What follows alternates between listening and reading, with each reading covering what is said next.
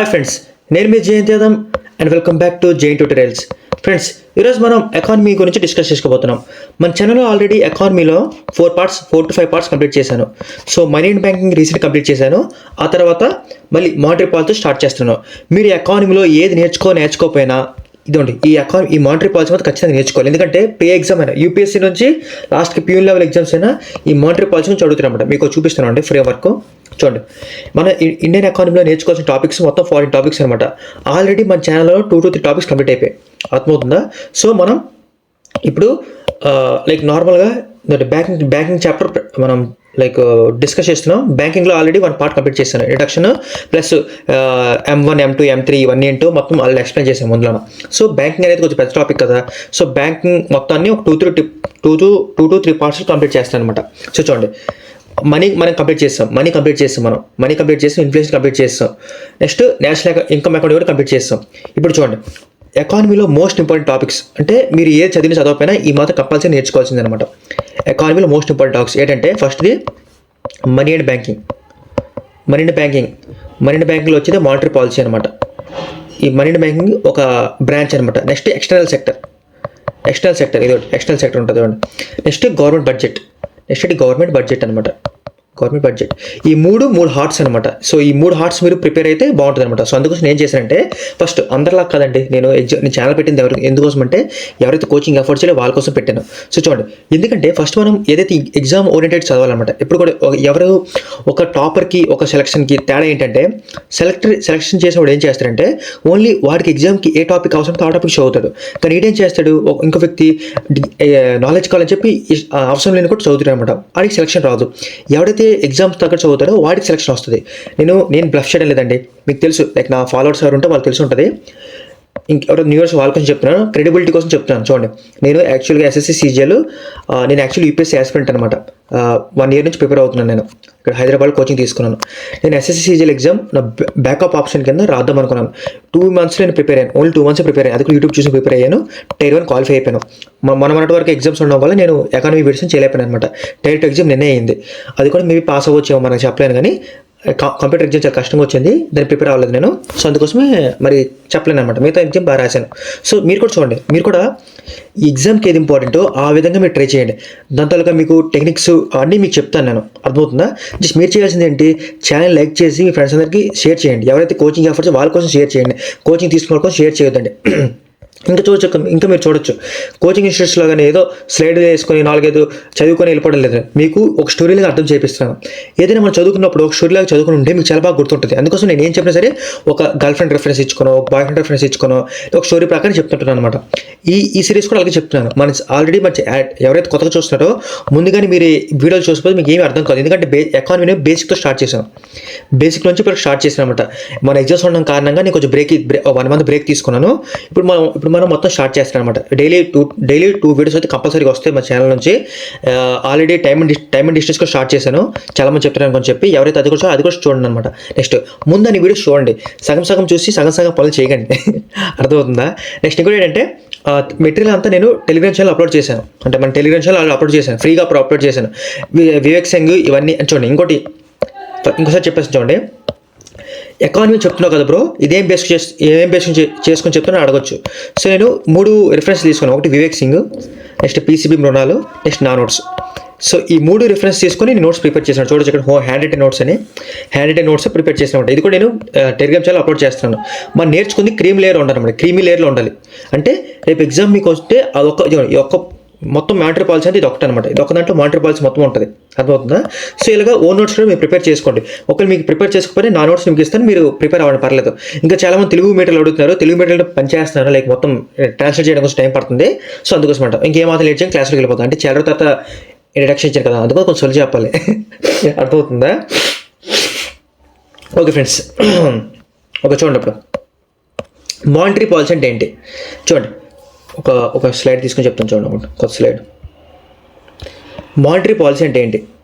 Monetary policy hand writing బాగాలేదు కదా, ఏం కాదు. మానిటరీ పాలసీ చూడండి. ఈ మానిటరీ పాలసీ అంటే ఏంటంటే, మానిటరీ అంటే ఏంటి? డబ్బులు. తెలుగు గుర్తుపెట్టుకుని డబ్బులు. పాలసీ అంటే ఏంటంటే ఫ్రేమ్వర్క్. ఫ్రేమ్వర్క్ అంటే ప్లాన్ అనమాట. ప్లాన్ అనుకోండి, అంటే డబ్బులు ఎలాగ ఉపయోగించాలి లేదా డబ్బులు కంట్రోల్ చేసే ప్లాన్ని మానిటరీ పాలసీ అంటాం అనమాట. అర్థమవుతుందా? రేపు ఎప్పుడైనా న్యూస్ పేపర్లో మీకు మానిటరీ పాలసీ వచ్చింది అనుకుంటే అర్థం ఏంటి అంటే మన దేశం ఇండియా ఏమో ఇండియాలో ఉన్న డబ్బుల్ని ఎలాగ కంట్రోల్ చేస్తుంది అనే చెప్పే తాలూకా పాలసీని మానిటరీ పాలసీ అంటాం అనమాట. So monetary policy, physical policy, monetary policy రెండు కూడా డబ్బులకే చేస్తారు అనమాట. అంటే డబ్బులకే రెగ్యులేషన్ చేస్తుంది. బట్ ఫిజికల్ పాలసీకి మానిటరీ పాలసీకి తేడా ఏంటంటే ఫిజికల్ పాలసీ అంటే గవర్నమెంట్ రెగ్యులేట్ చేస్తుంది. ఎవరు? గవర్నమెంట్, ఇండియా గవర్నమెంట్ అంటే మోదీ గవర్నమెంట్ రెగ్యులేట్ చేస్తుంది అనమాట. డబ్బులు రెగ్యులేట్ చేస్తే దాన్ని ఫిజికల్ పాలసీ అంటాం అనమాట. అంటే గవర్నమెంట్ కానీ డబ్బులకి ఎలాగే రెగ్యులేట్ చేసిన ప్లాన్ వేసింది అనుకోండి, దాన్ని మనం ఫిజికల్ పాలసీ అంటాం. మానిటరీ పాలసీ అంటే ఏంటంటే ఆర్బీఐ లేదా సెంట్రల్ బ్యాంక్ అనమాట. సెంట్రల్ బ్యాంకు ఆర్బీఐ ఒకవేళ డబ్బుల తాలూకా రెగ్యులేషన్ని చేంజ్ చేసింది అనుకోండి, అంటే అవకతవకలకు చూసుకుంది అనుకోండి, దాని మనం మానిటరీ పాలసీ అంటాం. మీకు ఎప్పుడైనా మీకు హిందీ పేపర్ చదువుకున్నారు అనుకోండి, అప్పుడు ఏంటి వస్తుంది, ఫిజికల్ పాలసీ టార్గెట్స్ ఇంత ఉందనుకోండి, ఫిజికల్ పాలసీ అంటే మీకు గుర్తుండిపోలే, అంటే ఇండియన్ గవర్నమెంట్ పాలసీ అంటే ఇండియన్ గవర్నమెంట్ ప్లాన్ చేసింది అనుకోండి.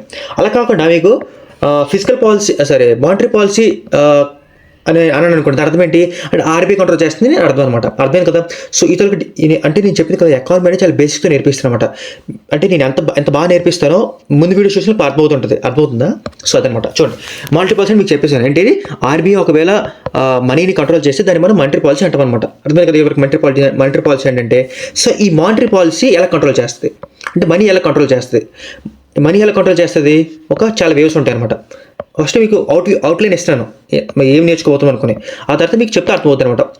చూడండి, మీకు చెప్పాను అంటే ఆర్బీఐ అనేది మనీని కంట్రోల్ చేస్తుందని చెప్పి.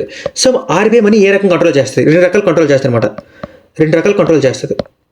Qualitative, quantitative. అంటే క్వాలిటేటివ్ ఏంటి, క్వాంటిటేటివ్ అంటే ఏంటి చూడండి ఒకసారి. ఫర్ ఎగ్జాంపుల్ చూడండి, మీరు ఒక షాప్కి వెళ్ళారు. షాప్కి వెళ్తే ఆడ మీ పండగ షాపింగ్ కదా, మన రీసెంట్ పండగ అయింది కదా, పండగ అయితే ఆడ ఏం చెప్పాడు, మీరు స్వీట్లు కొనడం కోసం వెళ్ళారు అనమాట. ఆడేంటాడు అక్కడ ఇక్కడ కాజు కట్లీ ఉందన్నమాట. ఇది కాజు కట్లీ అనుకోండి, డైమండ్ షేప్లో ఉంటుంది కదా, నా ఫేవరెట్ స్వీట్ అనమాట. మీకు ఎవరికైనా సెలక్షన్ అయితే నాకు వచ్చే స్వీట్ బాక్స్ పంపించండి, అప్పుడు నేను హ్యాపీ ఫీల్ అవుతాను. ఇది కాజు కట్లీ అనమాట కదా. కాజు కట్లీ ఉందండి ఈ షాప్ అన్నాడు. అయితే ఇంకో స్వీట్ కూడా ఉంది, గులాబ్ జామ్ ఉందన్నమాట. గులాబ్ జామ్ ఉంది. అయితే షాపుడు అన్నమాట. షాపుడు ఏమన్నాడు, ఇగో ఈ కాజు కట్లీ తీసుకుంటే నీకు కేజీ 200 ఉంటుందా, కేజీ 800 అనుకుంటా, పర్లేదు మన రౌండ్ ఫిగర్ 500 వేసుకుందాం. కాజు కట్లీ అయితే 500 రూపీస్. అదే గులాబ్ జామ్ తీసుకుంటే నీకు 150 రూపాయలకి కిలోకి వచ్చేస్తే, అంటే హాఫ్ కేజీకి వచ్చేస్తే అని చెప్తారనమాట. అప్పుడు చూడండి 500 రూపాయలు రేట్ ఎందుకు పెట్టాడు? ఎందుకంటే కాజు కట్లీ క్వాలిటేటివ్ కాబట్టి, అంటే క్వాలిటీ ఎక్కువ ఉంటే ప్రైస్ ఎక్కువ ఉంటుంది అనమాట.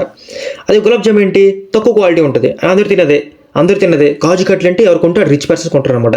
అది ఒక స్టాటస్కి సింబల్ అనమాట. సో అందరూ కాజు కట్లీకి ఎక్కువ ప్రిఫరెన్స్ ఇస్తారు. గులాబ్ జామ్ అంటే ప్రతి ఒక్కరు ఇంట్లో చేస్తుంటే చాలా తక్కువ రూపాయలకి వస్తుంది. సో ఇదేంటిది క్వాలిటీ అనమాట. అర్థమవుతుందా? ఇప్పుడు కాజు కట్లీ ఏంటి, పావు కేజీకి ఎంత, పావు కేజీ 6 కేజీకి కాజు కట్లీలోన ఎంత, ఒక 4 పీసులు వచ్చాయి అనుకోండి. గులాబ్ జామ్ అదే 400కి ఎంత వస్తాయి, 8 పీసులు వస్తాయి. అర్థమవుతుంది లేదా? రేపు ఎప్పుడైనా షాప్ వాడు కానీ డబ్బులు ఒకవేళ అంటే నేనున్నాను కదా, నా దగ్గర ఎక్కువ డబ్బులు ఉన్నాయి అనుకోండి, ఏం చేస్తాను, నేను కాజు కట్లీ కొంటాను. నాది తక్కువ డబ్బులు నేను ఏం చేస్తాను, గులాబ్ జామ్ కొంటాను అనమాట. సేమ్ ఇదే విధంగా క్వాలిటేటివ్ అంటే ఏంటంటే గులాబ్ జామ్ అనమాట. క్వాలిటేటివ్ అంటే ఏంటంటే గులాబ్ జామ్, క్వాంటిటేటివ్ అంటే కాజు కట్లీ అనమాట. కాజు కట్లీ అనమాట. సో మన ఇండియాలో ఆర్బీఐ కూడా ఇలా కంట్రోల్ చేస్తుంది అనమాట. కంట్రోల్ చేసి మనకి డబ్బులు క్వాంటిటేటివ్ ప్రకారంగా చూసుకుంటుంది అనమాట. ఇది ఎగ్జాంపుల్ ఇది. బట్ రియల్ డెఫినేషన్ అంటే చూడండి ఒకసారి, ఇక్కడ మీకు ఇదే చూడండి ఒకసారి. క్వాలిటేటివ్ ఏంటి, క్వాంటిటేటివ్ అంటే ఇండైరెక్ట్గా, క్వాలిటేటివ్ అంటే సెలెక్టివ్ డైరెక్ట్ టూల్స్ అనమాట. అంటే చూడండి, ఇందాక మీకు లైక్ స్వీట్ తలకి ఎగ్జాంపుల్ ఇచ్చాను లేదా అంటే చూడండి, క్వాంటిటేటివ్ అంటే ఇండైరెక్ట్ యాక్షన్ అనమాట. ఇండైరెక్ట్ యాక్షన్ అంటే ఏంటి అంటే, ఒకవేళ మీ దగ్గర ఎక్కువ డబ్బులు ఉన్నాయి అనుకోండి, మీరు ఏం చేస్తారు, కాజు కట్లీ కొంటారు. మీ దగ్గర తక్కువ డబ్బులు ఉన్నాయి, మీరు ఏం చేస్తారు, గులాబ్ జామ్ కొంటారు అంతే కదా. సో గుర్తుపెట్టుకోండి, క్వాంటిటేటివ్ అంటే కాజు కట్లీ, క్వాలిటేటివ్ అంటే గులాబ్ జామ్ అంటే డైరెక్ట్గా కొనుక్కుంటావు. క్వాంటిటేటివ్ అంటే డైరెక్ట్గా కొనుక్కోలేదు, ఎందుకంటే డబ్బులు కావాలంటే మీ నాన్నకి అడగాలి. సో అలా మీరు లింక్ చేసుకోండి. అర్థమవుతుందా? సో ఏంటి, ఇప్పుడు మీకు గులాబ్ జామ్ కొనాలంటే మీరు డైరెక్ట్గా కొనియొచ్చు, బట్ కాజు కట్లీ కొనాలంటే ఇంట్లో అడగాలి, ఇంట్లో ఎక్కువ డబ్బులు అడగాలి. అర్థమవుతుందా? మీ దగ్గర 100 రూపాయలు ఉన్నాయి అనుకోండి, అర్థమవుతుందా? గులాబ్ జామ్ అయితే మీకు వచ్చేస్తుంది, కేజీ వచ్చేస్తుంది. బట్ కాజు కట్లీ కావాలంటే మీరు ఏం చేయాలి? ఇంకో కాజు కట్లీ 500 రూపాయలు అంటే కేజీ. అప్పుడు మీరు ఏం చేయాలి? 400 రూపాయలు మీ నాన్నకి అడగాలి. అంటే ఇది కొనాలేదని మీరు ఎలా డిసైడ్ చేస్తారో, మీ నాన్నకి డబ్బులు ఉన్నాయి లేదా అది డిసైడ్ చేస్తారనమాట. బట్ క్వాలిటేటివ్ అంటే ఏంటి? మీ దగ్గర ఉన్న డబ్బులు డిసైడ్ అయిపోతాయి అనమాట. సేమ్ అదేవిధంగా ఇక్కడ 100 రూపీస్ అనుకోండి, అంటే 100 రూపీస్ డబ్బులు అనుకోండి, మనీ అనుకోండి, మనీ ఇన్ ద కంట్రీ అనమాట. మన ఇండియాలో కంట్రీ కరెన్సీ అనుకోండి, ఇండియాలో కరెన్సీని ఇండైరెక్ట్గా ఎఫెక్ట్ చేస్తే, ఇండైరెక్ట్గా ఆర్బీఐ ఎఫెక్ట్ చేసింది అనుకోండి, దాన్ని మనం క్వాంటిటేటివ్ అంటాం అనమాట. డైరెక్ట్గా మనకి ఎఫెక్ట్ చేసింది అనుకోండి, దాన్ని క్వాలిటేటివ్ అంటాం అనమాట. So qualitative effects, quantitative effects మీకు అర్థమైంది కదా. ఆర్బీఐ మానిటరీ పాలసీ రెండు ఉంటాయి. క్వాలిటేటివ్లో డైరెక్ట్ ఉంటుంది, క్వాంటిటేటివ్ అండ్ ఇండైరెక్ట్గా ఉంటుంది. క్వాంటిటేటివ్ అంటే కాజు కట్లీ, క్వాలిటేటివ్ అంటే గులాబ్ జామ్. అర్థమైంది కదా. నెక్స్ట్ చూడండి. సో ఇప్పుడు చూడండి, అయితే బ్రో నాకు అడగచ్చు, బ్రో ఎవడు బ్రో ఆర్బీఐ ఎలా బ్రో డిసైడ్ చేస్తే అది తుర్మా అనవచ్చు. సో ఆర్బీఐ డిసైడ్ చేయదన్నమాట. ఆర్బీఐ ఒకటి డిసైడ్ చేయదు. ఆర్బీఐలో 6 మెంబర్స్ పాలసీ ఉంటారు అనమాట. ఎంత ఉంటారు? 6 ఉంటారు అనమాట. 6 మహానుభావులు ఉంటారు అనమాట. 6 మహానుభావులు ఉంటారు, 6 మెంబర్స్ ఉంటారు. దీన్ని మానిటరీ పాలసీ కమిటీ అంటమాట. మానిటరీ పాలసీ కమిటీ అంటామన్నమాట. మానిటరీ పాలసీ కమిటీ, ఎంపీసీ అంటారు, ఎంపీసీ షార్ట్కట్లో. సో ఎంపీసీలో 6 మెంబర్స్ ఉంటారు. ఒక 3 ఆర్బీఐ నుంచి ఉంటారు, 3 గవర్నమెంట్ అనేది అపాయింట్ చేస్తారనమాట. అర్థమవుతుందా? సో ఆర్బీఐ గవర్నర్ ఉంటాడు, ఆర్బీఐ గవర్నర్. సో చూడండి, అంటే వీళ్ళు 3 ఒక 1 మంత్కో 2 మంత్స్కో కలుసుకొని ఏం చేస్తుంటారు? డిసైడ్ చేస్తుంటారు. అంటే రేట్లు ఎంత ఉండాలా, అంత ఉండాలని చెప్పేసి. సో ఈ 6 కలిసి డిసైడ్ చేస్తుంటారు మానిటరీ పాలసీ అనమాట. చూడండి, సో ఇందులో ఎగ్జామ్లో కూర్చోబెడుతుంటారు అనమాట. మానిటరీ పాలసీలోన ఆర్బీఐ మానిటరీ పాలసీ కమిటీలోన ఎవరి దగ్గర క్యాస్టింగ్ ఓటు ఇచ్చే సామర్థ్యం ఉంటుంది అడుగుతారు అనమాట. సో క్యాస్టింగ్ ఓటు ఇచ్చే పవర్ ఎవరి దగ్గర ఉంటుంది అంటే ఆర్బీఐ గవర్నర్ దగ్గర ఉంటుంది. అర్థమైందా? ఆర్బీఐ గవర్నర్ దగ్గర ఉంటుంది అనమాట. ఆర్బీఐ గవర్నర్ దగ్గర ఉంటుంది. సో క్యాస్టింగ్ ఓట్ అంటే ఏంటి? ఫర్ ఎగ్జాంపుల్ చూడండి, నేనున్నాను అనమాట. నేనున్నాను అయితే మన సబ్స్క్రైబర్ కొంతమంది ఉన్నారు, 3 అమ్మాయిలు ఉన్నారు. 3 అబ్బాయిలు ఉన్నారు. అయితే ఏం చేశారు? 3 అమ్మాయిలు అన్నారు, బ్రో నాకు ఎకానమీ చెప్పని అడిగారు. ఎకానమీ చెప్పమని చెప్పారు. వీళ్ళు 3 అబ్బాయిలు ఏం చెప్పారు? లేదు బ్రో మాకు హిస్టరీ చెప్పని అడిగారు అనమాట. సో చూడండి, అంటే నాకు ఎకానమీ కూడా 3 చెప్దామన్నారు, హిస్టరీ కూడా 3 చెప్పమన్నారు. నాకు డిసైడ్ చేసుకోలేదు అనమాట. అప్పుడు నేనేం చేస్తాను? నాకు ఏ టెస్ట్ మీద అది తీసుకుంటాను అనమాట. సో నా తాలూకా ఓన్లీ చాయిస్ని మనం క్యాస్టింగ్ ఓట్ అంటాం అనమాట. అంటే నా ఇష్టం అనమాట. ఎకానమీ చెప్తే ఇష్టం చెప్తాను, ఎందుకంటే 3 హంగ్ అయిపోయింది కాబట్టి నా తాలూకా ఇష్టం బట్టి నేను చెప్తాను అనమాట. అర్థమవుతుందా? సో క్యాస్టింగ్ ఓట్ అంటే ఏంటి? ఒకవేళ టై అయితే అప్పుడు డిసైడ్ చేసే ఫ్యాక్టర్ అనమాట. అర్థమైంది? క్యాస్టింగ్ ఓట్ అంటే అదనమాట. నెక్స్ట్ చూడండి, ఇదైతే మీకు బేసిక్ ఓవరాల్ ఐడియా ఇచ్చాను కదా. చూడండి, ఇప్పుడు క్వాలిటేటివ్ ఆస్పెక్ట్స్లోన కొన్ని ఉంటాయి అనమాట. క్వాలిటేటివ్ ఆస్పెక్ట్స్లో కొన్ని ఉంటాయి అనమాట. దాన్ని ఏమంటాం? కొన్ని టైప్స్ ఉంటాయి అనమాట. ఆ విధంగా ఆర్బీఐ అనేది డైరెక్ట్గా ఇన్ఫ్లుయెన్స్ చూపిస్తాయి అనమాట. ఒకటి మోరల్ సువాజింగ్, ఇది ఇక్కడ డైరెక్ట్గా చూపిస్తున్నాను, మీకు ఇంకా బాగా అర్థమవుతుంది. చూసారా? Tools of RBI. టూల్స్ అంటే తెలిసింది కదా, అంటే అది ఉపయోగించుకొని చేస్తాడు. క్వాలిటీ ఎఫెక్ట్స్ రేట్ వస్తాయి, direct action, moral suasion, margin requirement, selective credit control. ఇవి పూర్తిగా ఎక్స్ప్లెయిన్ చేస్తాను, ఒకటి డీటెయిల్గా ఎక్స్ప్లెయిన్ చేస్తాను, బట్ అవుట్లైన్ చెప్తాను మీకు. నెక్స్ట్ క్వాంటిటేటివ్ ఆస్పెక్ట్స్లోన LF, liquid adjustment facility, standing deposit facility, repo, reverse repo, margin standing facility, bank rate, SLR, CRR, open market operations, marginal standing facility, LTRO, long term repo operation, short term repo operation అనమాట. ఇవి చాలా చాలా చాలా important అనమాట. ఇవి ఎంత important అంటే ఇది ఉంది కదా, ప్రతి ఇయర్ యూపీఎస్సీ నుంచి ఈ బాక్స్ నుంచి అట్లీస్ట్ 2 క్వశ్చన్స్ 1 క్వశ్చన్ ఎక్స్పెక్ట్ చేయొచ్చు.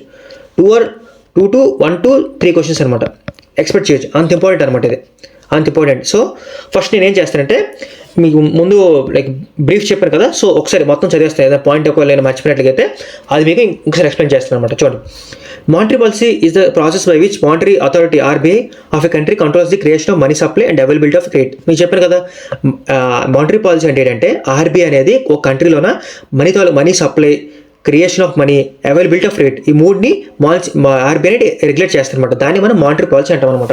మీకు చెప్పాను మనీ సప్లై అంటే ఏంటి, క్రెడిట్ అంటే ఏంటి, క్రియేషన్ అంటే ఏంటి, ఇవన్నీ నేను ప్రతి ఒక్క టర్మ్ని నేను ముందు నుంచి ఎక్స్ప్లెయిన్ చేశాను.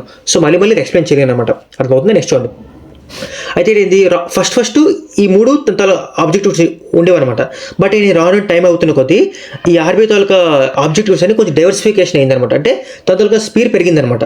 అంటే అంటే ఇది ఉంది కదా, తన స్పీడ్ పెంచుకుందనమాట. ఇప్పుడు మానిటరీ పాలసీలోకి ఏట వస్తుంది, మానిటరీ పాలసీలోకి ఏట వస్తే price stability, ensuring adequate flow of credit to produce sectors of economy, supporting economic growth, achievement financial stability. అంటే ఏంటి, ఒకప్పుడు only money supply availability of rate చూసుకునేది, బట్ ఏంటి టైం పెరుగుతున్న కొద్ది మానిటరీ పాలసీ తాలూకా ఫంక్షన్స్ కూడా పెరిగాయి అనమాట. అదేంటి ప్రైస్ స్టెబిలిటీ. అంటే మన ఇండియాలో ఫర్ ఎగ్జాంపుల్ ధర ఎగుదల తగ్గుదల చూడడం.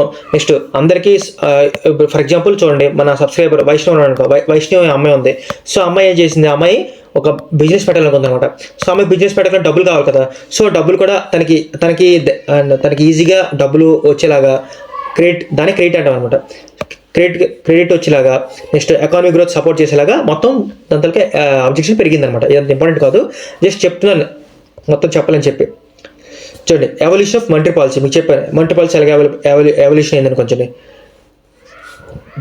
Government and RBI sign new monetary policy framework then in 2015. చూడండి, ఇది ఇంపార్టెంట్ అనమాట. ముందు వరకు మన ఇండియాలో మానిటరీ పాలసీ లేదనమాట.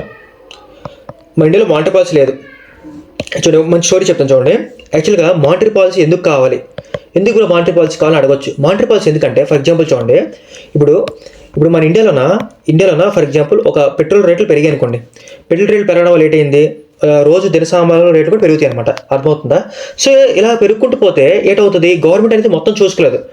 గవర్నమెంట్ ఈ పెరుగుతున్న రేట్లు చూసుకోవాలి, పెరుగుతున్న ప్రైస్లు చూసుకోవాలి, ఇది కూడా చూసుకోవాలి. అంటే అవ్వదు కదా. సో అందుకోసం ఏం చేసింది, మానిటరీ పాలసీ కమిటీ పెట్టింది అనమాట.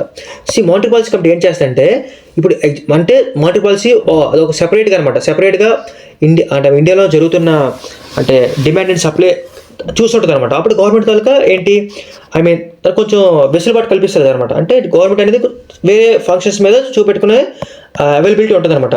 అర్థమవుతుందా? టైం మిగులుతుంది గవర్నమెంట్కి.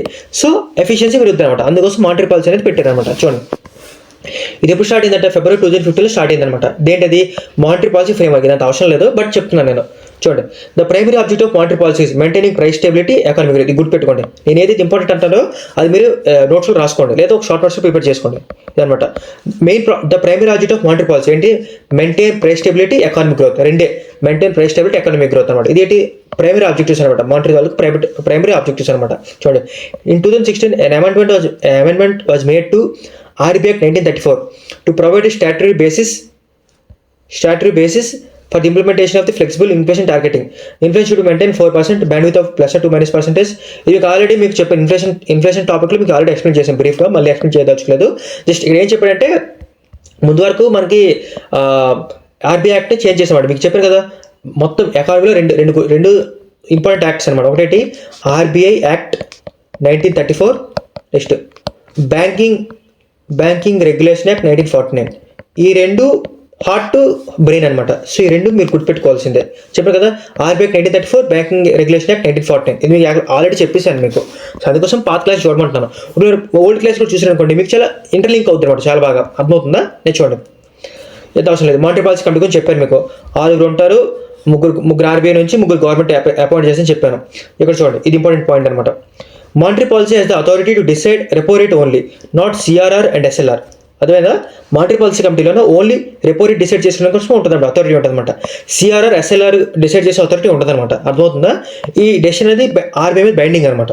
అంటే మానిటరీ పాలసీ తీసుకున్న డెసిషన్ అనమాట ఈ ఆర్బీఐ మీద బైండింగ్ డెసిషన్. అంటే బైండింగ్ అంటే ఏంటి, అంటే స్ట్రిక్ట్గా ఫాలో అవ్వాలన్నమాట. ఫర్ ఎగ్జాంపుల్ మానిటరీ పాలసీ చేయమంది అనుకోండి, మరి ఆర్బీఐ అనేది దానికి వ్యతిరేక చెప్పడానికి లేదనమాట, ఖచ్చితంగా చేయాల్సిందే. సో మానిటరీ పాలసీ టూల్స్ కూడా చెప్పాను, అర్థమవుతుంది. ఇప్పుడు చూడండి, ఫస్ట్ ఏంటి ఎక్స్ప్లెయిన్ చేయాలి చెప్పండి. ఫస్ట్ క్వాంటిటేటివ్ ఎక్స్ప్లెయిన్ చేస్తాను, ఎందుకు చాలా ఇంపార్టెంట్ కాబట్టి క్వాంటిటేటివ్ టూల్స్ ఎక్స్ప్లెయిన్ చేస్తాను. ఒకటే విధంగా చూడండి, క్వాంటిటేటివ్ టూల్స్ అనమాట. అర్థమవుతుందా? క్వాంటిటేటివ్ టూల్స్ మనకి ఏముంటుంది మీకు చెప్పాను కదా, ఎస్డిఎఫ్, నెక్స్ట్ ఎల్ఏఎఫ్, ఆ తర్వాత ఎంఎస్ఎఫ్. అంటే ఇవన్నీ మీకు చెప్తుంటే అర్థమవుతున్నాడు. ఒకటి చాలా ఇంటర్లింక్ ఉంటుంది అనమాట. మీకు నేను చెప్తే అర్థమైపోతుంది అనమాట. చూడండి, ఇప్పుడు ఫ్రెండ్స్, ఇప్పటికే మన ఛానల్ లైక్ చేయకపోయినా ఖచ్చితంగా సబ్స్క్రైబ్ చేయండి, లేకపోతే నేను చాలా ఫీల్ అవుతాను అనమాట. It's actually hurting bro. So please like and share చేయండి. సో ఫ్రెండ్స్, జోక్ చేశాను, ఛానల్ సబ్స్క్రైబ్ చేసుకోండి. చూడండి, ఇప్పుడు ఎస్డిఎఫ్ గురించి, ఎస్డిఎఫ్, ఎల్ఏఎఫ్, ఎంఎస్ఎఫ్ గురించి ఎక్స్ప్లెయిన్ చేస్తాను. చూడండి, నేను ఒకసారి వేరే కొత్త స్లైడ్ తీసుకుంటాను. కొత్త స్లైడ్ తీసుకున్నాను.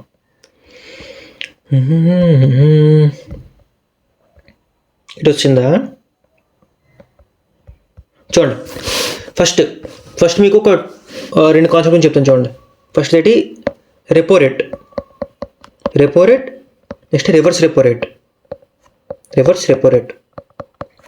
అర్థమైందా? రెపో అంటే ఏంటి? రెపో అంటే రెమో కాదు, రెపో అంటే రీపర్చేజ్ అగ్రిమెంట్ అనమాట. Repurchase agreement. రెపో అంటే రీపర్చేజ్ అగ్రిమెంట్. సో చూడండి, రీపర్చేజ్ అగ్రిమెంట్ అంటే ఏంటి? ఫర్ ఎగ్జాంపుల్ చూడండి, ఇది ఒక బ్యాంక్ ఉంది, ఇది ఎస్బీఐ బ్యాంక్ అనుకుందాం.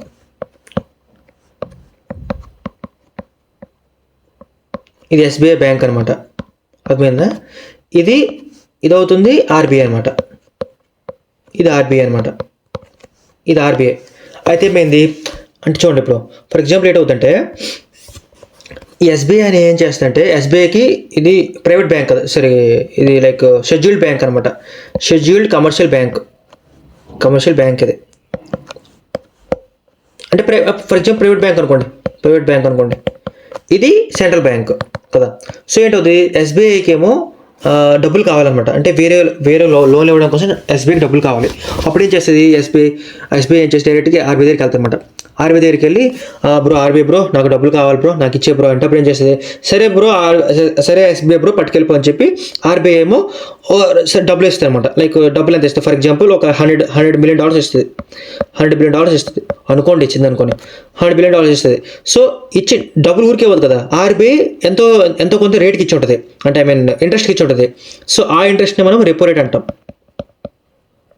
ఆ ఇంట్రెస్ట్ ఏమంటాం రెపో రేట్ అంటాం అనమాట. రెపో రేట్ అంటాం అంటే సెంట్రల్ బ్యాంకు ఇచ్చే, సెంట్రల్ బ్యాంక్ పెట్టిన ఇంట్రెస్ట్ని మనం ఏమంటాం, రెపో రేట్ అంటాం అనమాట.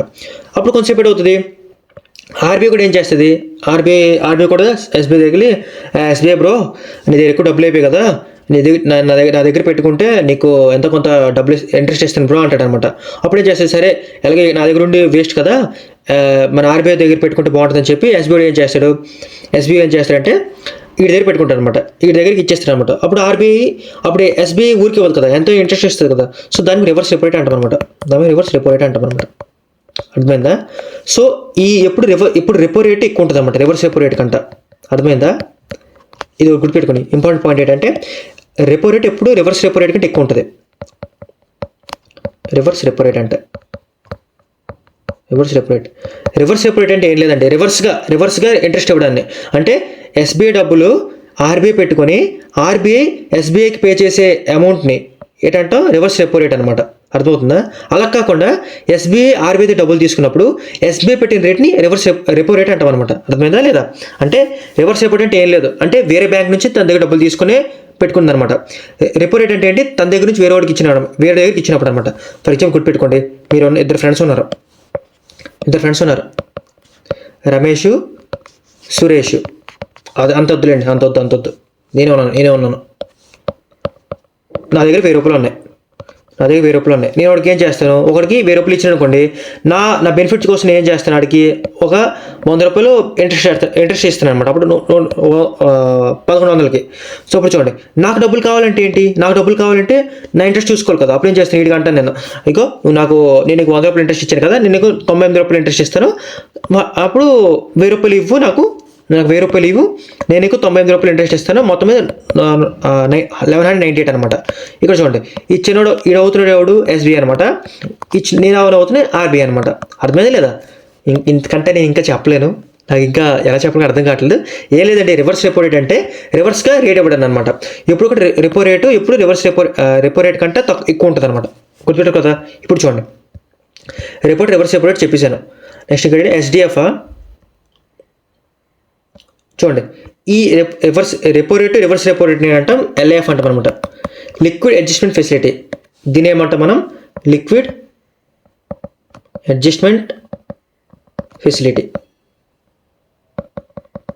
అర్థమైందా?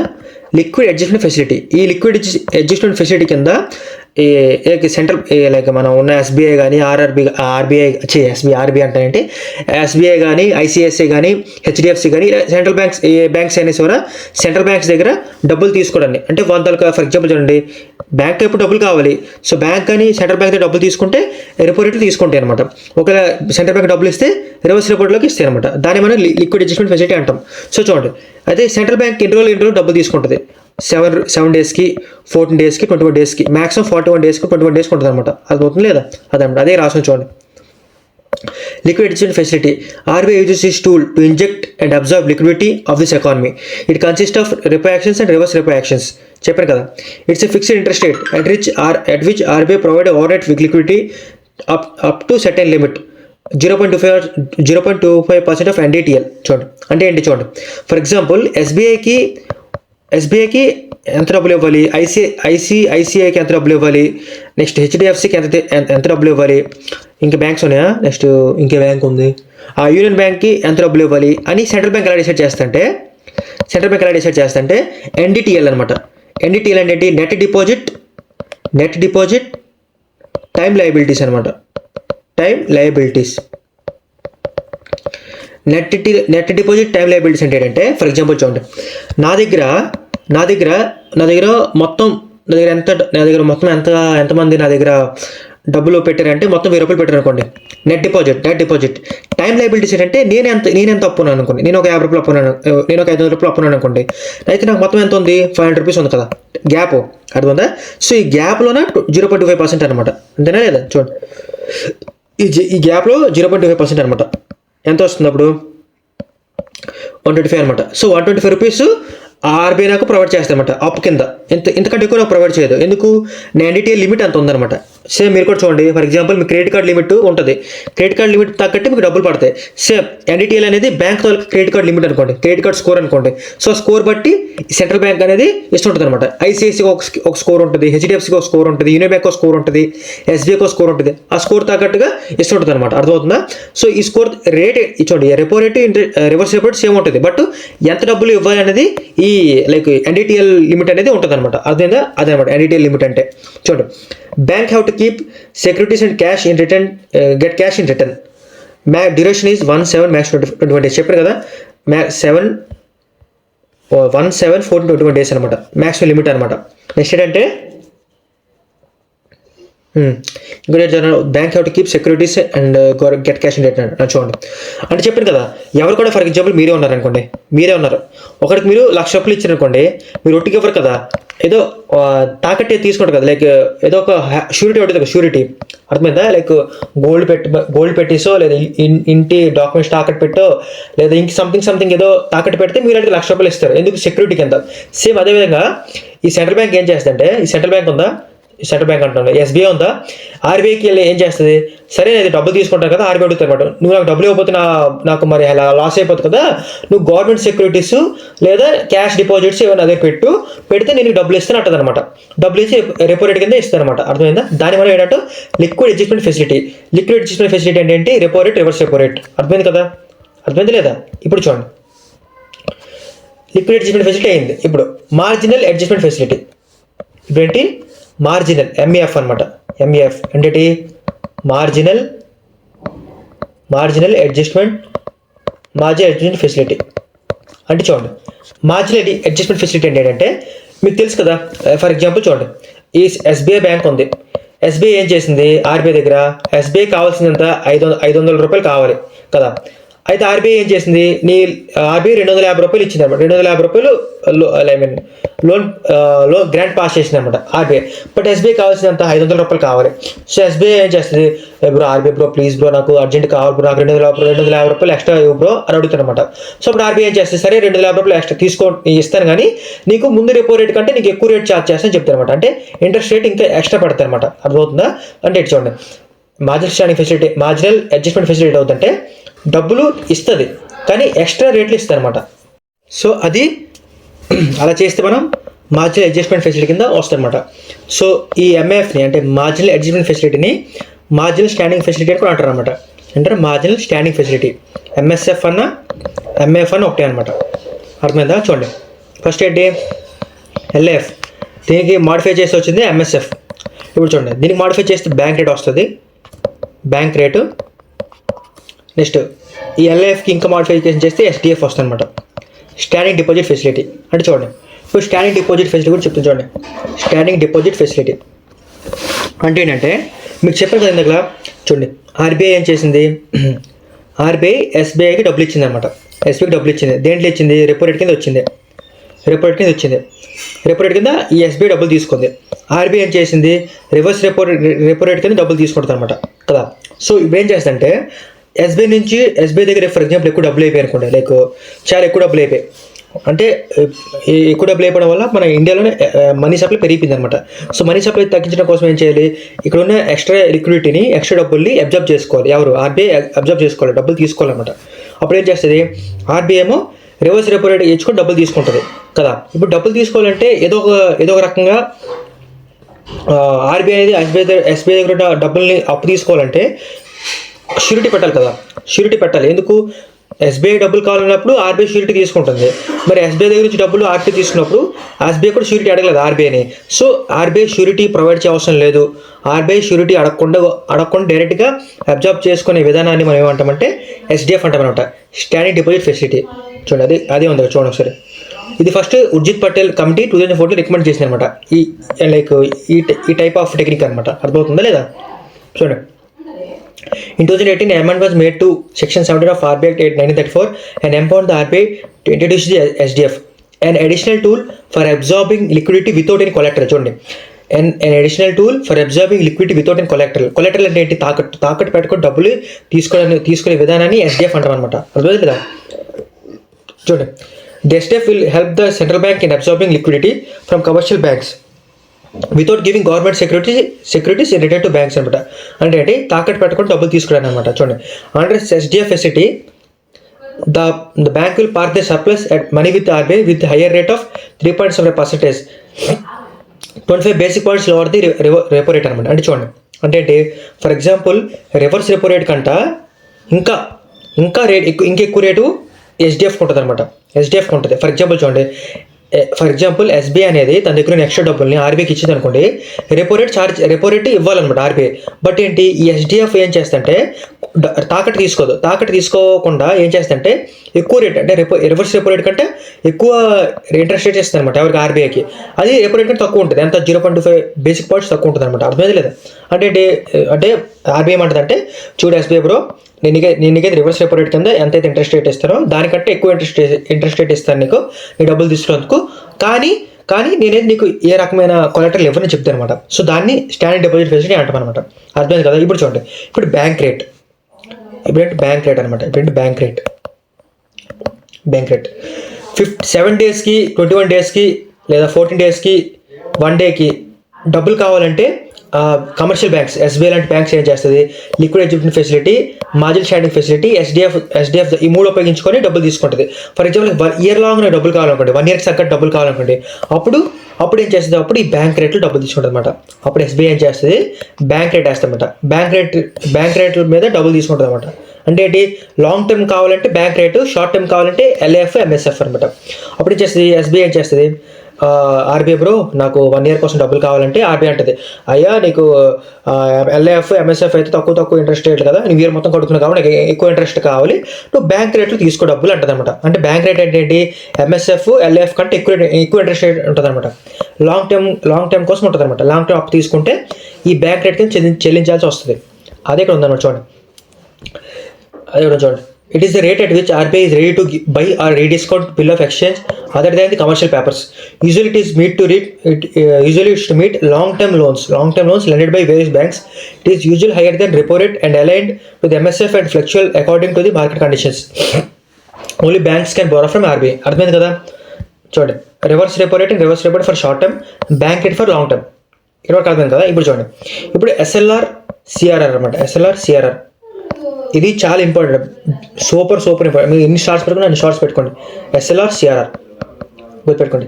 ఎస్ఎల్ఆర్ అంటే స్టాట్యుటరీ లిక్విడిటీ రిజర్వ్.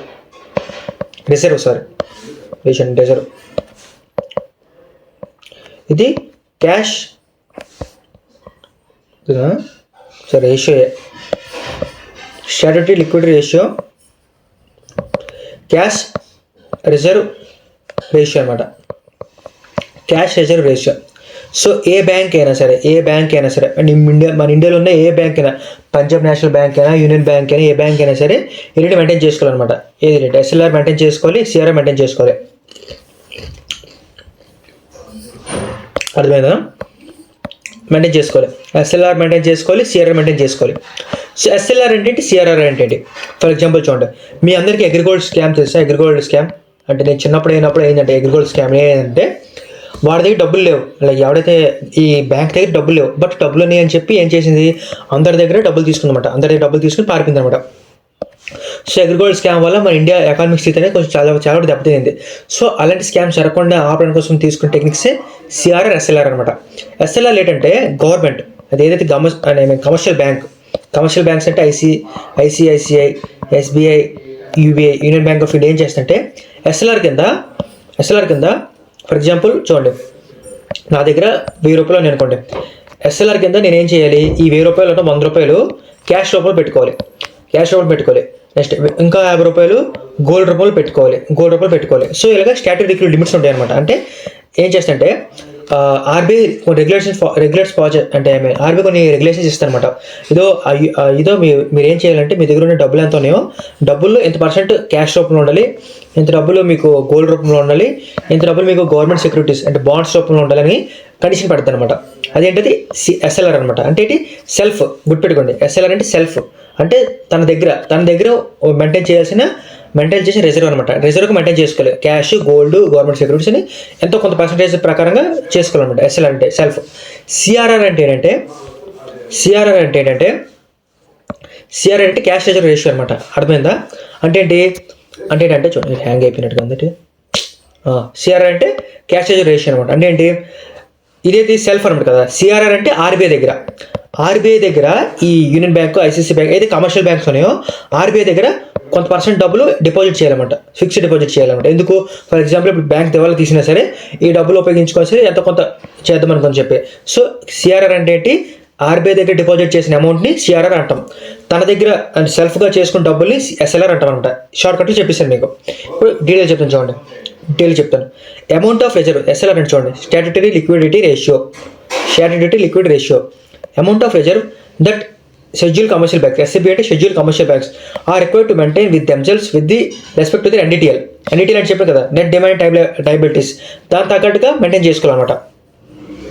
సిఆర్ఆర్ అంటే చూడండి, amount of cash that the SCBs scheduled commercial banks are required to maintain with the RBI with respect to the NDTL is called CRR. RBI దగ్గర ఉంచితే CRR, తన దగ్గర self ఉంచితే SLR. చూడండి, reserves include అంటే ఎస్ఎల్ఆర్లో ఏమైనా ఉండాలి అంటే గవర్నమెంట్ సెక్యూరిటీస్, జీసెక్ అంటే government securities, gold, treasury bills, cash, state development loans, other securities noted by RBI. అంటే ఆర్బీఐ యాక్ట్ ఉంటుంది, ఆర్బీఐ యాక్ట్ 1934. ఆర్బీఐ యాక్ట్లో కొన్ని ఉంటాయి అనమాట రిజర్వ్స్ అనుకోండి, ఆ రిజర్వ్స్లో కొన్ని ఉంటాయి, ఆ రిజర్వ్స్లో ఉంచుకోవాలన్నమాట. Next banks and return as money parked as SLR. అంటే ఏంటి, ఎస్ఎల్ఆర్లో అయితే డబ్బులు ఉంటుందో దాని తాలూకా అమౌంట్ అనేది వస్తుంది అనమాట. సో చూడండి, మ్యాక్స్ లిమిట్ అని చూడండి, ఎస్ఎల్ఆర్ మ్యాక్సిమం లిమిట్. అంటే ఫర్ ఎగ్జాంపుల్ అదే 1000 రూపాయలు అనుకోండి, 100 రూపాయలు అనుకోండి, 40% అంటే 40 రూపాయలు ఖచ్చితంగా ఎస్ఎల్ఆర్ మెయింటైన్ చేసుకోవాలి. అంటే ఏంటి, వేరే ఈ ప్రకారంగా డబ్బులు మెయింటైన్ చేసుకోవాలన్నమాట. చూడండి, ఒకవేళ నేను కానీ ఏదైనా ఒక మెయింటైన్ అంటే ఈ ఎస్ఎల్ఆర్ రేట్ కానీ మెయింటైన్ చేయలేదు అనుకోండి, నాకు 3% రేట్ పెరుగుతుంది అనమాట బ్యాంక్ రేట్ కంటే. అంటే ఇప్పుడు ఫర్ ఎగ్జాంపుల్ ఏదైనా డబ్బులు ఇవ్వాలనుకున్నప్పుడు ఎస్ఎల్ఆర్ రేట్ చూస్తుంది ఆర్బీఐ. ఎస్ఎల్ఆర్ రేట్ అది మెయింటైన్ అవ్వలేదు అనుకోండి, అప్పుడు ఏం చేస్తే ఉన్న రేట్ కంటే నా దగ్గర 3% ఎక్స్ట్రా రేట్ వేస్తారు అనమాట ఎస్ఎల్ఆర్కి అయితే. సిఆర్ఆర్కి అయితే no maximum and minimum limit అనమాట. అంటే 100% ఉండొచ్చు. అంటే ఆర్బీఐ ఒకసారి మీకు చెప్పేది అనుకోండి, లైక్ నా దగ్గర నువ్వు 100% మనీ డిపాజిట్ చేయాలనుకోండి, ఆ బ్యాంక్కి డిపాజిట్ చేసేయాల్సిందే. డిమానిటైజేషన్ ఏం చూసారా, డిమానిటైజేషన్ అంటే ఏంది, సిఆర్ఆర్ని 100% చేసినమాట. అప్డేట్ అవుతుంది. గవర్నమెంట్ దగ్గర ఎంతైతే బ్యాంక్స్ దగ్గర ఉన్న 500 రూపాయలు 1000 రూపాయలు ఉన్నాయో అవన్నీ కూడా ఖాళీ చేసి డైరెక్ట్గా ఆర్బీఐ దగ్గర పంపిస్తుంది అనమాట. సిఆర్ఆర్ 100% అయిపోయింది. అర్థమైందా లేదా? చూడండి, RBI doesn't pay interest on money parked as CRR. Question వస్తుంది చూడండి, సిఆర్ఆర్ అంటే ఏంటి, సిఆర్ఆర్ ప్రకారంగా ఒకవేళ ఫర్ ఎగ్జాంపుల్ చూడండి, ఇప్పుడు నేను బ్యాంక్ ఉంది, నేనేం చేశాను, వెళ్ళి ఆర్బీఐ దగ్గర ఆ బ్యాంక్ అనేది నేను పెట్టుకున్నాను అనమాట, డబ్బులు పార్క్ చేశాను, సిఆర్ఆర్ పార్క్ చేశాను. సో సిఆర్ఆర్గా పార్క్ చేసిన డబ్బులకి ఆ ఆర్బీఐ అనేది రేట్ ప్రొవైడ్ చేయదన్నమాట. అంటే రివర్స్ రెపో రేట్ కానీ ఎస్డిఎఫ్ కానీ ప్రొవైడ్ చేయదన్నమాట. సిఆర్ఆర్ అనేది కంపల్సరీగా ఉండాలన్నమాట. సో దానికి ఓన్ ఉంటుంది అనమాట. చూడండి, ఇంకో విషయం చూడండి, సిఆర్ఆర్ ఓన్లీ క్యాష్ ఉండాలి. గవర్నమెంట్ సెక్యూరిటీస్, గోల్డ్ ఇవన్నీ అవసరం లేదు. ఓన్లీ క్యాష్ రూపంలోనే, లిక్విడ్ రూపంలోనే డిపాజిట్ చేయాలన్నమాట. ఇది గుర్తుపెట్టుకోండి. మళ్ళీ చెప్తున్నాను, ఏదైతే ఇంపార్టెంట్ అని అనుకోండి, ఇంపార్టెంట్ అనమాట. అది ఓన్లీ క్యాష్ రూపంలో డిపాజిట్ చేయాలి. డిపాజిట్ చేసిన అమౌంట్కి ఆర్బీఐ అనేది ఇంట్రెస్ట్ అనేది పే చేయదన్నమాట. మ్యాక్సిమం అంటే మినిమం లిమిట్ లేదు. మెయిన్ ఆబ్జెక్టివ్ ఏంటంటే ఎక్స్పెన్షన్ ఆఫ్ బ్యాంక్ క్రెడిట్, అంటే డబ్బులు అంటే money supply money supply, credit facility, ఈ రెండు కంట్రోల్ చేయడం కోసమే సిఆర్ఆర్ ఎస్ఎల్ఆర్ అనేది ప్రొవైడ్ చేయడం జరిగింది. Next open market operations. చూడండి, ఏం లేదు. ఓపెన్ మార్కెట్ ఆపరేషన్స్ అంటే ఏం లేదు, అర్థమవుతుంది. చూడండి, ఇది కూడా ఈ క్వశ్చన్ చాలా కాన్సెప్చువల్ క్వశ్చన్. చూడండి, ఒకసారి ఎక్స్ప్లెయిన్ చేస్తాను. Open market operation, open market operation, OMO అంటారు దానికి. ఓయో కాదు, ఓఎంఓ, ఓపెన్ మార్కెట్ ఆపరేషన్స్. అండి ఆకలేస్తుంది, ఒకటి తింటాను. సారీ, మధ్యలో మేము తినలేదు, అందుకోసం నేను ఆకలేస్తుంది. అప్పుడు స్నాక్గా తింటున్నాను అనమాట. చూడండి, ఓపెన్ మార్కెట్ ఆపరేషన్స్ ఏమంటుందంటే, మార్కెట్ అంటే తెలుసు కదా, అంటే డిమాండ్ సప్లై అంటే పర్చేజు అమ్మకం, అంటే అమ్మడము కొనడం రెండు జరుగుతుంటాయి మార్కెట్లో. అదేవిధంగా ఇండియా అనేది ఒక మార్కెట్ అనుకుంటే ఈ మార్కెట్లో కూడా డబ్బులు లావాదేవీలు అవుతుంటుంది అనమాట. అదవుతుందా? అప్పుడు ఏం చేస్తుంది, ఆర్బీఐ ఏం చేస్తుంది, సమయానికి తగ్గట్టుగా గవర్నమెంట్ సెక్యూరిటీస్ అమ్ముతుంది, సమయానికి తగ్గట్టుగా గవర్నమెంట్ సెక్యూరిటీస్ కొనుక్కుంటుంది అనమాట. ఎక్కడి నుంచి? స్టేట్ గవర్నమెంట్, యూనియన్ గవర్నమెంట్ ప్రకారంగా. దేనికోసం? మనీ సప్లై కంట్రోల్ చేయడానికి అవుతుంది అనమాట. అర్థమవుతుందా? ఆర్బీఐ ఎప్పుడు అమ్ముతుంది, ఎప్పుడు కొంటుంది, ఈ క్వశ్చన్స్ అడుగుతుంటుంది అనమాట. అది చూడండి, ఫర్ ఎగ్జాంపుల్ చెప్తాను చూడండి. చూడండి, ఇవి ఒక 100 రూపాయల నోట్ అనుకోండి. 100 రూపాయల నోట్లు ఇవి, అర్థమవుతుందా? 1000 రూపాయల నోటు, దీన్ని ట్రెజరీ బిల్స్ అంటారు. Treasury bills, next government securities, ఇవన్నీ ఉంటాయి అనమాట. అర్థమవుతుందా? సో చూడండి, ఏంటంటే ఇవి గవర్నమెంట్ సెక్యూరిటీస్ లాగా ప్రామిసరీ నోట్లో ఉంటుంది అనమాట. ప్రామిసరీ నోట్ లాగా. అంటే మీకు ఒకసారి గూగుల్లో చేసి చూపిస్తున్నాను ఒకసారి. గవర్నమెంట్ సెక్యూరిటీస్,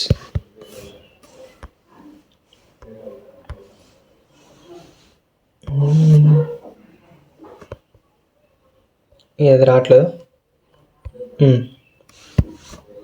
చూసారు, ఇది అమెరికా గవర్నమెంట్ అనమాట. అమెరికా గవర్నమెంట్ తాలూకా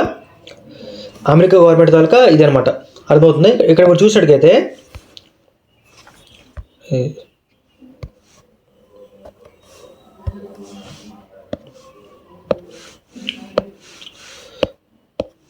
ఏంటిది రావట్లేదు.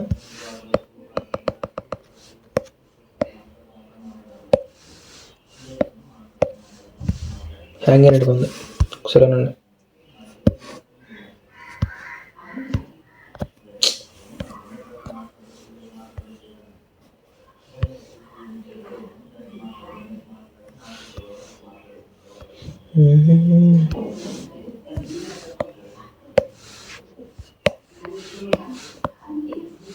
మరి అది అవట్లేదు, ఒకసారి చూడండి. అంటే వచ్చింది చూడండి. చూసారు ఇక్కడ మీరు చూసేలేదా? 500 రూపాయలు సంథింగ్ ఎంత రాసింది ఇక్కడ. ఏంటబ్బా, ఇది గవర్నమెంట్ సెక్యూరిటీస్ అనమాట. ఇక్కడ చూడొచ్చు మీకు 5000 రూపీస్ అని రాసిందో లేదు. ఇక్కడ 5000 రూపీస్ అని ఇచ్చింది, 200 రూపీస్ సంథింగ్. ఇది గుర్తుపెట్టండి. అంటే ఏంటంటే ఇలాగా మన ఇండియాలో కూడా ప్రామిసరీ నోట్ ఉంటుంది అనమాట. ఈ నోట్ రిలీజ్ చేస్తారు అనమాట, ఆర్బీఐ రిలీజ్ చేస్తుంది. అర్థమవుతుందా? ఎందుకు ఇలా రిలీజ్ చేస్తా అంటే చూడండి, మీకు అర్థమైంది కదా. ఇది 100 రూపాయలు. ఏంటబ్బా, అంటే దాని వాల్యూ ఎంత? 1000 రూపాయల నోట్ అనమాట. 1000 రూపాయలు ప్రామిసరీ నోట్ అనమాట. కానీ ఏం చేస్తుంది ఆర్బీఐ? ఏం చేస్తుంది, ఇది 50 రూపాయలు 950 రూపీస్కి అమ్మకం చేస్తారనమాట.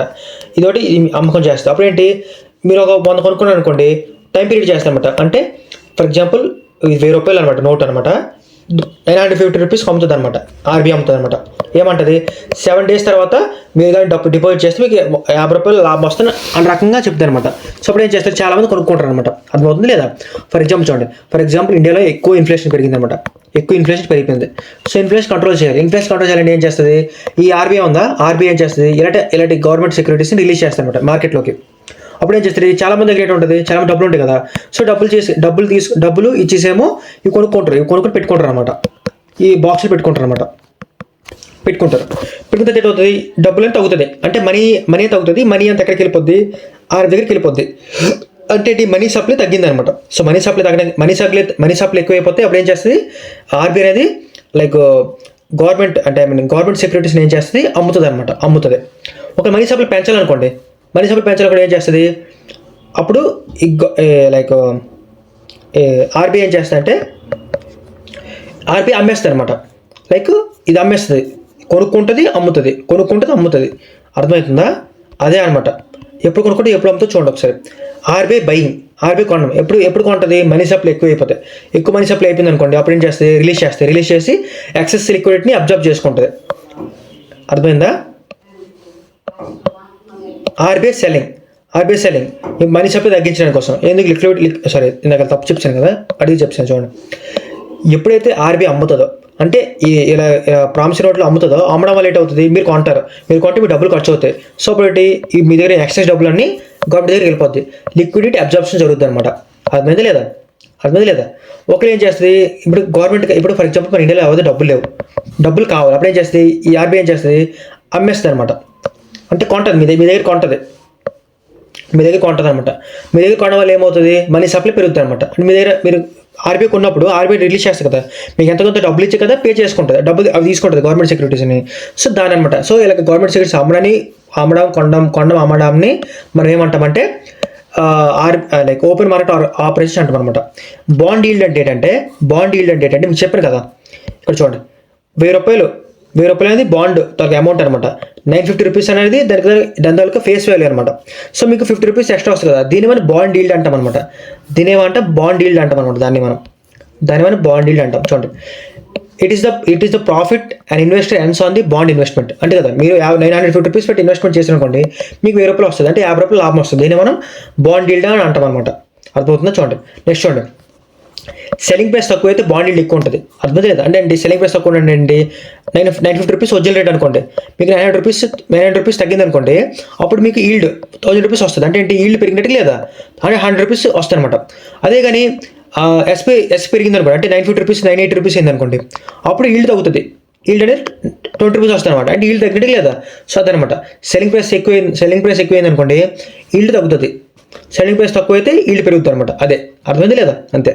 మార్కెట్ స్టెబిలైజేషన్ స్కీమ్, ఎంఎస్ఎస్ అంటే మార్కెట్ స్టెబిలైజేషన్ స్కీమ్ అంటే ఏంటంటే, ఫర్ ఎగ్జాంపుల్ ఇండియాలో ఎక్కువ లిక్విడిటీ ఉందనుకోండి, అప్పుడు ఏం చేస్తుంది? అప్పుడు లైక్ ఆర్బీఐని సెల్ చేస్తుంది. ఆర్బీఐ గవర్నమెంట్ సైడ్ సెల్ చేస్తుంది. ఒకవేళ లిక్విడిటీ లేదనుకోండి, అప్పుడు ఆర్బీఐ ఏం చేస్తుంది? బై చేస్తుంది అనమాట. ఆర్బీఐ బై చేస్తుంది, అదనమాట.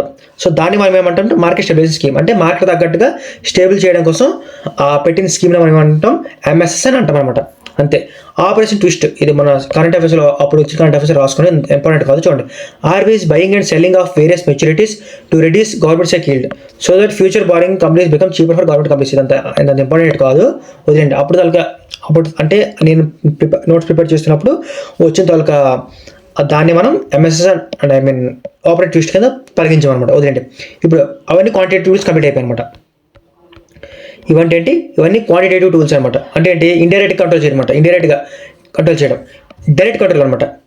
క్వాలిటేటివ్ అంటే డైరెక్ట్ చెప్పారు కదా, క్వాలిటేటివ్ గులాబ్ జామ్, క్వాంటిటేటివ్ అంటే కాజు కట్లీ. ఇప్పుడు గులాబ్ జామ్ సంగతి చూద్దాం. గులాబ్ జామ్లో ఎక్కువ ఉండవు, 4 ఉంటాయి. Direct action, moral సువర్జన్,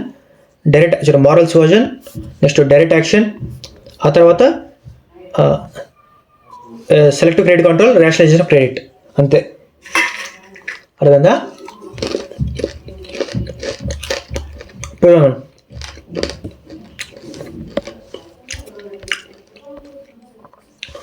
so qualitative టూల్స్లో ఏంటంటే డైరెక్ట్ గవర్నమెంట్ చెప్తారు అనమాట. డైరెక్ట్గా ఆర్బీఐ చెప్తుంది, అరే ఎస్బీఐగా నువ్వు కానీ మేము చెప్పినట్టు చేయకపోతే నీకు సపోజ్ చేస్తాను చెప్తాను అనమాట. డైరెక్ట్ చెప్తాను అనమాట. వార్నింగ్ టైప్లో ఉంటుంది అనమాట. ఇది అదే ఇక్కడ చూడండి, డైరెక్ట్ చదివేస్తుంది చూడండి. They are the direct and specific in nature.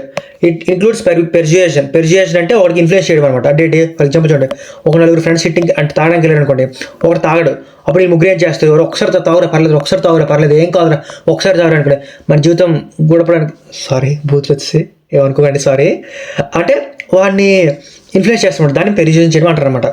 అదే కదా RBI in order to make commercial banks to discourage and encourage lending done through the moral suasion. అదనమాట. చూడండి, మారల్ సువర్జన్ అంటే ఏంటి? Appealing bank to give credit to specific sectors అనమాట. అంటే moral suasion అంటే ఏంటి అంటది అనమాట. ఆర్బీఐ అంటది, నీకు నేను 1,00,000 కోట్లు ఇస్తాను కదా, సో నువ్వేం చేయాలంటే నువ్వు స్పెండ్ చేసిన 1000 కోట్లోన మినిమం 500 కోట్లు అంటే ఎవరికైతే ఫార్మర్స్ ఉంటారో వాళ్ళకి డబ్బులు ఇవ్వాలి, ఎంఎస్ఎంఈకి ఒక 300 కోట్లు ఇవ్వాలి, ఎంత ఇంట్రెస్ట్ ఇవ్వాలి, ఇవ్వకపోతే నీకు దీని మీద ఫైన్ పడుతున్నట్టుగా ధమ్కి ఇస్తుంది అనమాట. సో దాన్ని మనం ఏమంటాం మోరల్ సువాజన్ అంటాం అనమాట. అర్థమైందా లేదా? చూడండి, RBI persuades bank to open branches rural area passing interest rate to customers. It is not a statutory obligation. RBI may request commercial banks not to give loans for unproductive purpose which hinders economic growth and increase inflation. అంటే RBI చెప్తానమాట, ఈ అంటే for example Vijay Mallya లాంటి వాళ్ళకి ఇలాంటి వాళ్ళకి మీరు డబ్బులు ఇవ్వకండి, ఇన్ఫ్లేషన్ పెరుగుతున్నప్పుడు డబ్బులు ఇవ్వకండి, రూరల్ ఏరియాస్లో మీరు బ్యాంకులు ఓపెన్ చేస్తే మీకు తక్కువ ఇంట్రెస్ట్ రేట్కి ఇస్తాను, ఆ విధంగా అనమాట మారల్గా పెర్సుయేట్ చేయమన్నమాట. మారల్గా పెర్సుయేట్ చేయమంట. అంటే ఒక పెద్ద అన్ని ఎలాగైతే తమ్ముడు చెప్తాడో మంచి చెప్తాడో అలాగే మంచి చెప్పడాన్ని మనం మోరల్ సువాజన్ అంటామన్నమాట. అర్థమైందా? చూడండి, డైరెక్ట్ యాక్షన్ అంటే taking action against the erring banks in 2019 RBI asked banks to return CO2 return previously paid self engaged scam. అంటే ఏంటి ఇది చెప్పడం వరకు చెప్తామన్నమాట. చెప్పి వినిపించుకోతే ఏం చేస్తాం, మా అన్నయ్య మా నాన్న ఏం చేస్తారు, మనకు చెప్పలు తీసేస్తారు అనమాట. సేమ్ అదేవిధంగా ఏం చేస్తారు, చర్య తీసుకోమాట.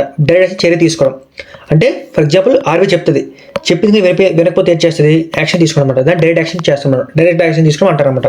2018 ఏంటి ఒకటి అలాగే అనమాట. ఒక బ్యాంక్ CEO ఏం చేశారంటే ఫ్రాడ్ చేశారనమాట. అప్పుడు ఏం చేసింది, డైరెక్ట్గా ఆర్బీఐ ఏం చేసింది, నువ్వు ఫ్రాడ్ చేసావు కదా, నీకు కొన్ని శాలరీలు మొత్తం మాకు డబ్బులు తిరిగి ఇచ్చి అని చెప్పింది అనమాట. యాక్షన్ తీసుకుంది దాని మీద. అదనమాట బాలన్స్ వచ్చి డైరెక్ట్ యాక్షన్ అయిపోయింది. ఇప్పుడు set to credit control PSL lending relaxation of down EMI during Covid periods. అంటే చూడండి ఒకసారి, కోవిడ్ పీరియడ్ వచ్చింది. కోవిడ్ రేట్ ఏంది, గవర్నమెంట్ ఏం చేసింది, ఇంట్రెస్ట్ రేట్ తగ్గించి మీరు చెప్పింది అనమాట. ICICI బ్యాంక్కి, RBI బ్యాంక్, యూనియన్ బ్యాంక్కి, SBI బ్యాంక్కి ఏం చెప్పింది, మీరు అందరూ ఎవరైతే మీకు ఇంట్రెస్ట్ పే చేయాలో వాళ్ళ దగ్గర ఒక 3 months వరకు ఇంట్రెస్ట్ పే చేయకుండా ఉంచండి, పర్లేదు, ఆ డబ్బులు మేము పే చేస్తామంటే చెప్పింది. అంటే మనకి సపోర్ట్ చేసింది అనమాట. దాన్ని సెలెక్టివ్ క్రెడిట్ కంట్రోల్ అంటారనమాట. PSL అంటే ప్రయారిటీ సెక్టర్ లెండింగ్ అని చెప్పి కదా, ఫార్మర్స్కి డబ్బులు ఇవ్వాలి. మీరు ప్లాన్ చేసిన ప్రతి 1000 కోట్లోన 500 కోట్లు ఫార్మర్స్కి ఇవ్వాలి, ఒక 100 కోట్లు MSMEస్కి ఇవ్వాలి, అంతే మీకు మిగతా వాళ్ళకి ఇచ్చుకోండి అన్నట్టుగా టార్గెట్ పెట్టడం అనమాట. నెక్స్ట్ రేషనలైజేషన్ ఆఫ్ క్రెడిట్ అనమాట. ఇట్ ఈస్ అంటే చూడండి, it is done by regulating the purposes for which loans are given among the various members of banks. Under it, RBI directed banks since 2016 that they must give at least 40% of the total credit to any point of the time priority sector. Same select credit కంట్రోల్కి ఇంకా పెంచి 40% అంటే bracket చెప్తారనమాట. ఈ 40% మీరు చేయాలని చెప్పి ఆ విధంగా అనమాట. Loan to value not allow lending more than X% of collateral. ఇది వద్దండి, అవసరం లేదు. ఇది గుర్తుపెట్టుకోండి కదా 4 moral suasion, direct action, selective credit control, rationalisation of credit. Friends ఇది చాలా ఇంపార్టెంట్ టాపిక్స్ చెప్పేశాను. ఇంకా చూడండి, ఇప్పుడు ఓన్లీ